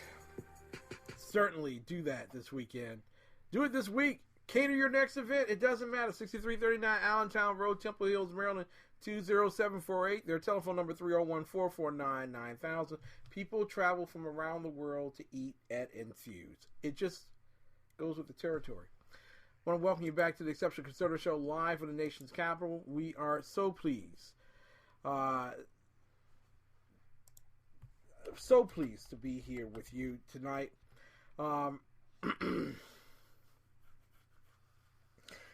Ladies and gentlemen, Mary, my bouncer, and I are having a conversation in the chat room. I love Mary. Mary is my bouncer, has been with me thick and thin all these years, and has watched us grow in all these years. And as we continue to grow, I will always have Mary at my side, most certainly. And I promise you, I will not do what I propose doing, because then I will get in trouble with my wife, who I just figured out will probably be listening to tomorrow's show. I don't want to have to deal with that. Ladies and gentlemen, this is not the first time that the President of the United States has decided to give an executive order regarding gun control. And Wayne LaPierre is correct of the NRA. If it took a killing for the president to act, then by golly, he should be exhausted writing for all the murders that have taken place in Chicago. Chicago, what a rumbling town. Gun violence reduction executive actions. And this is out of Forbes, baby. Forbes. Number 1, he issued a presidential memorandum to require federal agencies to make relevant data available to the federal background check system. Remember those 2 people in San Bernardino? They passed the background check system now, didn't they? Number 2, address unnecessary legal barriers. Notice how all of these are against good law-abiding citizens. All of these actions are against law-abiding citizens. They are not against criminals. So, if you're running for office, and Shannon Wright, I hope you're listening tonight. If you're running for office, you should just make it notably clear that the socialists are for the criminals. The socialists support the criminals. The socialists refuse to arrest the criminals. The socialists need the criminals to vote for them to keep them in power so they can reward the criminals continually. It's just as simple as they reward the criminals. I don't want to arrest them. It takes them away from their family. Wait, I've had a council member say that to my face. We don't want to put them behind bars for 5 years. That's intolerable. We need to make their sentences shorter so they can go back home to their family. Oh, I'm sorry. Oh, the person who killed my kid definitely needs to get home to their family. It must have been hard work killing somebody.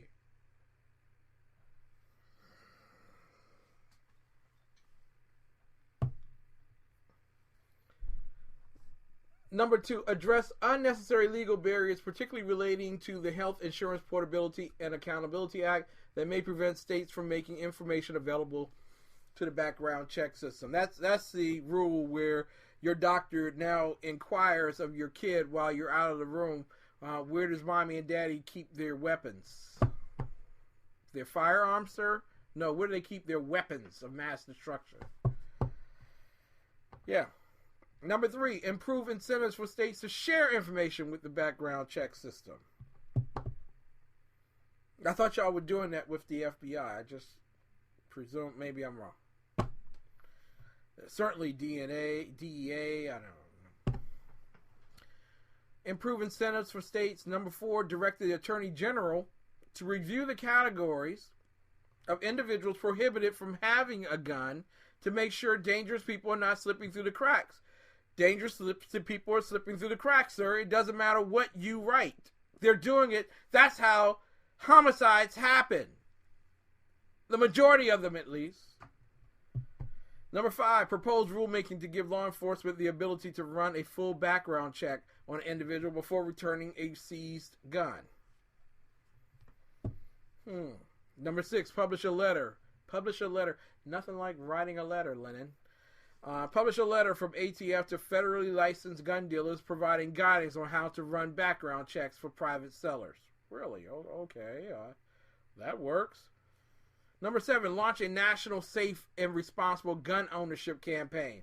I wonder how that's working for the criminals, sir. Can you give me some reports on how criminals are abiding by that responsible gun ownership campaign? Lock a gun up. Yeah, it's really working, sir. Number 8, review safety standards for gun locks and gun safes. Consumer Product Safety Commission.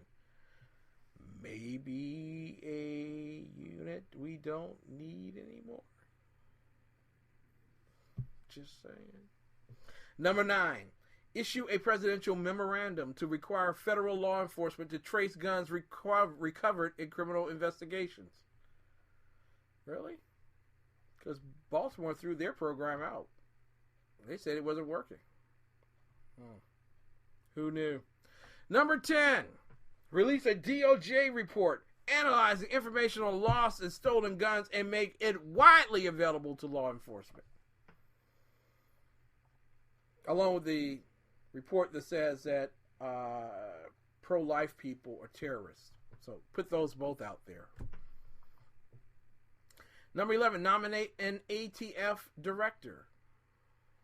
Wow. Would have thunk it. Who would have thunk it? Number 12, provide law enforcement, first responders, and school officials with proper training for active shooter situations. Run! Number 14, issue a presidential memorandum directing the Centers for Disease Control to research the causes and prevention of gun violence. If I only had a brain. Number 15, direct the Attorney General to issue a report on the availability and most effective use of new gun safety technologies and challenge the private sector to develop innovative technologies. Yeah. Make certain that you create a gun that doesn't shoot. That way it makes it even for you and the criminal. Number 16, clarify that the Affordable Care Act does not prohibit doctors asking their patients about guns in their homes. Wow. And you thought you had a problem with the KGB, man. No. Number 17, release a letter to healthcare providers clarifying that no federal law prohibits them from reporting threats of violence to law enforcement authorities. Daddy's got a gun, call the cops. Number 18, provide incentives for schools to hire school resources officers. Number 19, develop model emergency response plans for schools, houses of worship, and institutions of higher education. Really? Wouldn't it just be easier if everyone could carry their own gun? Just saying. Maybe train everybody. Just saying. Number 20, release a letter to state health officials clarifying the scope of mental health services that Medicaid plans must cover. That has everything to do with gun violence, doesn't it? Yeah. Did you know that homosexuality, lesbianism, transgenderisms, all those used to be mental illnesses? Did you know that? All you need is a vote. 21, finalize regulations clarifying essential health benefits and parity requirements within ACA exchanges. 22, commit to finalizing mental health parity regulations. And then 23, launch a national dialogue led by Secretaries Sebelius and Duncan on mental health. You are crazy if you own a gun. I think that was the campaign. You are crazy if you own a gun. Those are the 23 executive orders he's already done. And guess what? They've been ineffectual. So why does the power of the presidency put fear in the hearts of Republicans and Democrats? Partly because Republicans believe what liberals have trained them to believe. Yes, they are the walking monkeys. They have been enthusiastically embracing the fact that you, Mr. and Mrs. America, are the greatest threat to civilization, to Western civilization, because you have decided that the Lord Jesus Christ actually intended you to protect yourself. Justified by God is not justification enough. You see, you have to be approved by some liberal think tank or something. Someone out there has got to give you your thoughts. You can't be thinking on your own. Now, that's dangerous stuff there, man. Thinking on yourself. By yourself. Oh, my. So we're watching here. And I spoke with Lonnie about this earlier. What you vote for is what you believe in. So a Republican coming back and telling you that he doesn't believe in abortion, but he had to vote for the abortion bill because he did not want to shut the government down. No, your job is to shut it down when it's doing things that are unconstitutional. Not even-handed. Obsessively tyrannical. That's your job. Your job is to be a watchman. Miley Cyrus's father's job was to be a watchman, a protector. That is the greatest challenge. Not to give in and to compromise, but to protect vehemently, even when it may cost you something. Abortion. Fully funded Planned Parenthood. Knowing full well that there is no vetting, the FBI and the Department of Homeland Security have admitted there is no way to vet Syrian refugees, and yet the Republicans voted for it. You see, the Republicans are no different than the socialists. There's a block of conservatives that voted against Paul Ryan, but eventually they gave in. There are those who voted against the budget bill, but not enough. You see, they're all going back, hoping that you close your eyes and accept it that America is really a one-party system. And that party is divided up into 4 cube blocks. Some larger than others, some smaller than others. You have the small block, old established Democrat, who doesn't believe in abortion, but he votes for abortionists. Who doesn't believe in government handouts, but votes for the hander-outer, I suppose. He just wants what's fair. For the rich man to pay the price for being rich, and the poor man, you get a little something out of the deal. Then you have your wingnut extremists, libtards, who are really Marxists in disguise. And they take up a large block. They are the environmental wizards. They are the climate change mistresses. They are the ones who virtually are prophets and priestess of death and destruction to come if we don't serve Mother Nature. And serve her with dollar bills. Dollar, dollar, honey, dollar, dollar. Then you have the large established rhino section there that profusely stands in speech.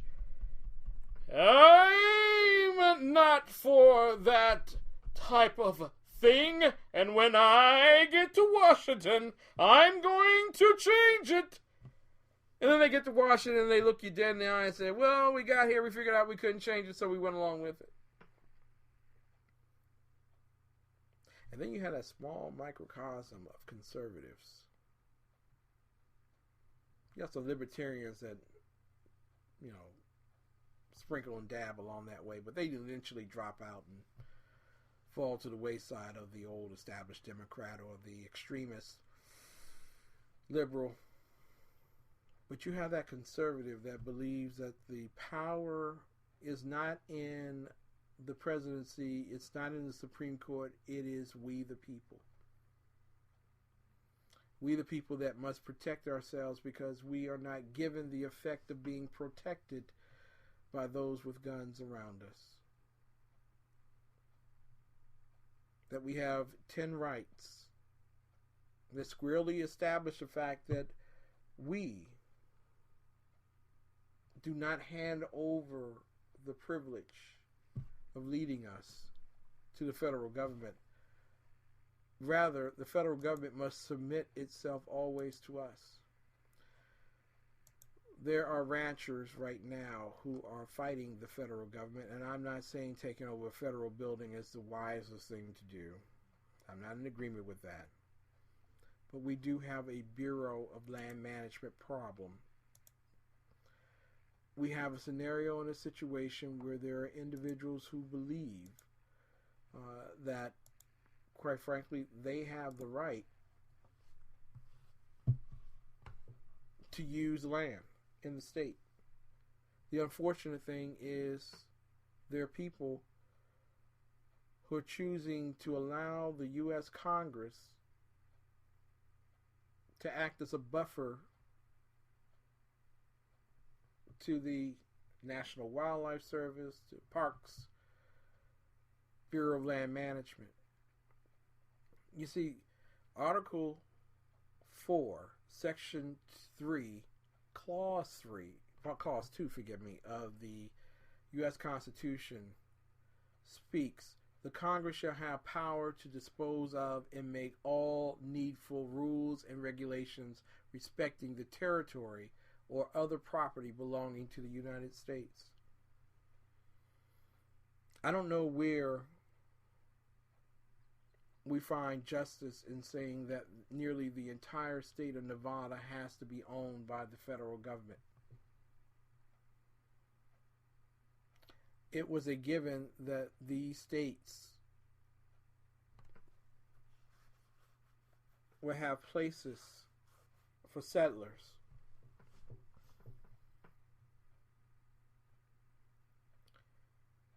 Ladies and gentlemen, there is a primary constitutional authority for management and control of all of the real estate of the United States, and it's in the hands of we the people. The most unjust thing is for a man to have served his term in prison, been released, and then told he must go back to serve his term. I'm not saying that taking over a federal building is the wisest thing to do. But there are many American citizens, just as I am upset with how urban America is being handled, rue the day that the U.S. Congress has turned over its power to the presidency on managing our lands. We must fight both. How we do it must be succinct and wise. The way is not always easy, but it's not necessarily the best choice to compromise or to fall to a evil plan. I pray for the people in Oregon. I hope that they come to a resolution that's beneficial for all parties. But this is a wake-up call, America, to your congressman. The Bureau of Land Management needs to be audited. And we need to find a way to make certain that those lands which are protected under federal provision be justly given back to we the people. A man once told me never to be afraid or to live that way lest you die a coward. Be brave. I promise you I always will. Always remember, God has blessed America. Now it's time for America to bless God. We'll be back tomorrow night, 9 p.m. Eastern Time, for the Tuesday night version of the Exceptional Conservative Show, and we'll be talking about the true war that's going on in religion, Shia versus Sunni, and how it's spreading around the world. Janice Hall, J. Hall World Report, will be with us. Good night. God bless you from Washington, D.C.